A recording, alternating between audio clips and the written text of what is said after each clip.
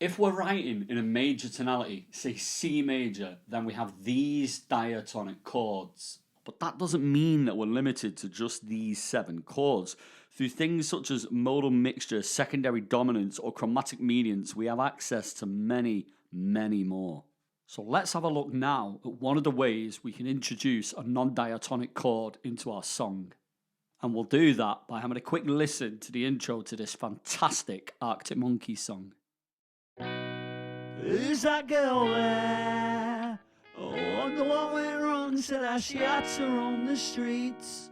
So right out the gate here, we have a harmonically interesting song. Our very first chord progression is non-diatonic, and so it's grabbing our attention right from the start. And I think this fits really well with the lyric here. The narrator has just noticed something. Something has piqued his interest. Who's that girl over there? Very much like this chord progression has piqued the listener's ear. And I think Alex is very much a fan of this particular chord progression because we can hear it yet again on this song, which is also from their debut album. When out at Muddy Bowl, I see your frown and it's like looking around the barrel of a gun and it goes off. So what's going on here? Well, in both of these songs, Alex has used a major third chord. And that's not what we really expect to hear in a major key. Because in a major key signature, our third chord is always minor. And so by playing a major third chord in your song, you could branch out from the standard suite of diatonic chords that we have in a major tonality and really inject some interest into your songs, much like Alex Turner has done here. And one other thing that I think is worth mentioning here is that in both examples, Alex uses the major third chord, then goes to another chord, and then comes back to the original diatonic minor third chord. You are not stuck with one or the other. In fact, composers like Alex are using both of them all the time to create different moods within his music. So what's actually going on here, music theory-wise, I mean?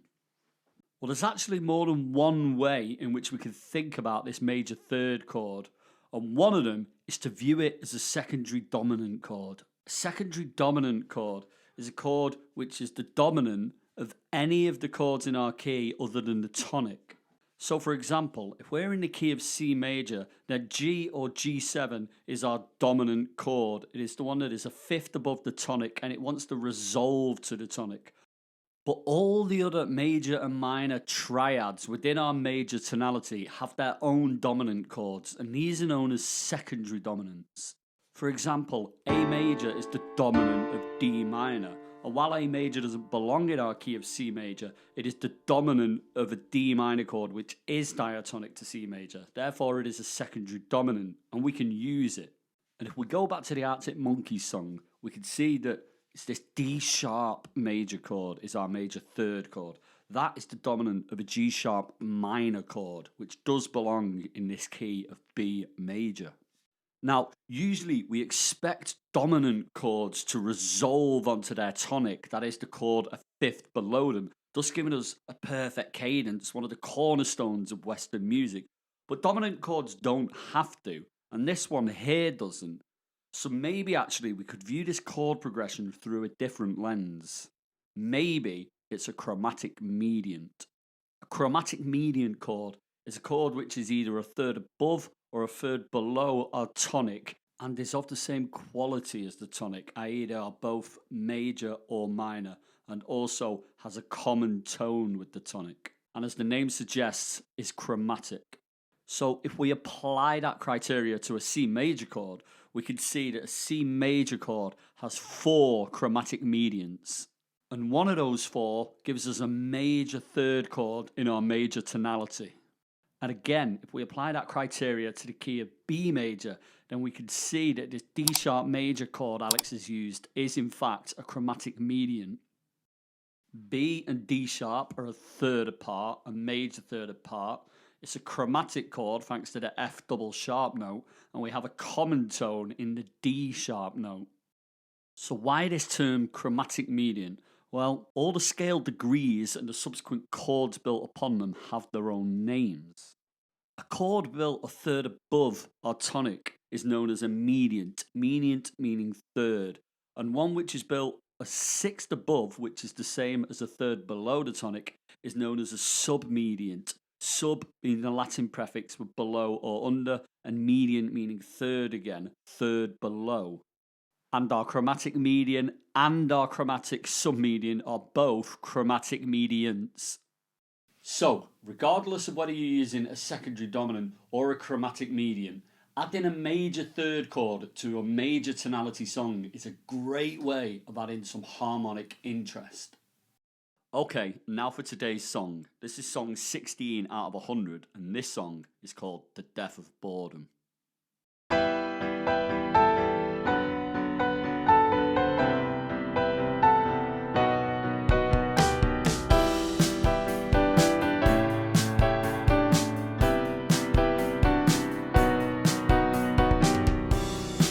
Before you, I used to have friends. I had friends. Now I know every city before I arrive. Every bar and every dive. But I don't think the mountains really exist anymore. Just women on phones, pushing problems and paying more. But my heart sinks at the thought that boredom's cured. The death of unknowns and of thoughts not thought before. Before you, I remember sitting in the sun, cider in the park.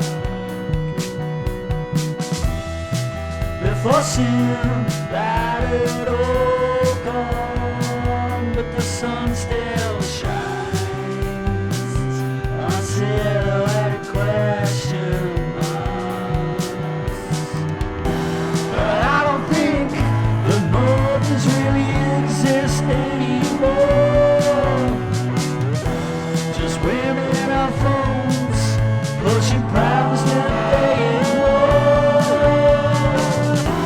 But my heart sinks at the thought that boredom's cured. The death of unknowns and of thoughts not thought before.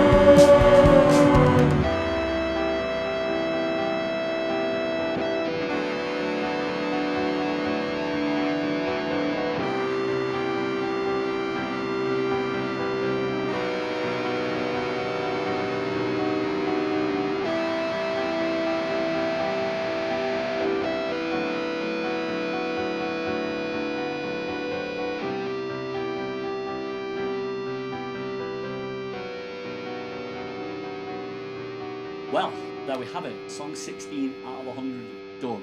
And what did I learn from this song? That we can compose melody first.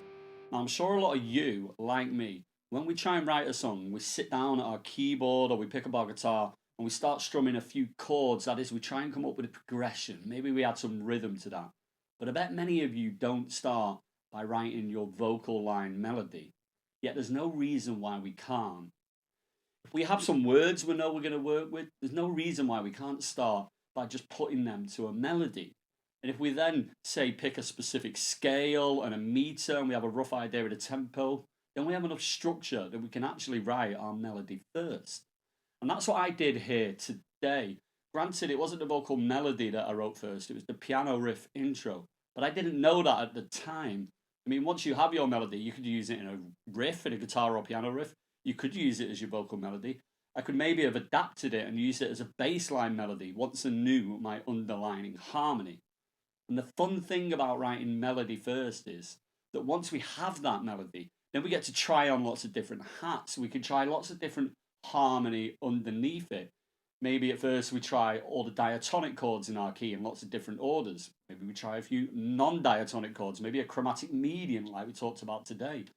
We could try chords with lots of extensions, a 6/9 chord, a 7 chord, whatever. Maybe we could play it under one constant note, that being a pedal point. And if you would like to know more about pedal points, then you might want to click on this video somewhere around here. I hope you enjoyed this video today, and I hope you got something out of it. If you did, please like and subscribe, and please join me in the next video and the next song.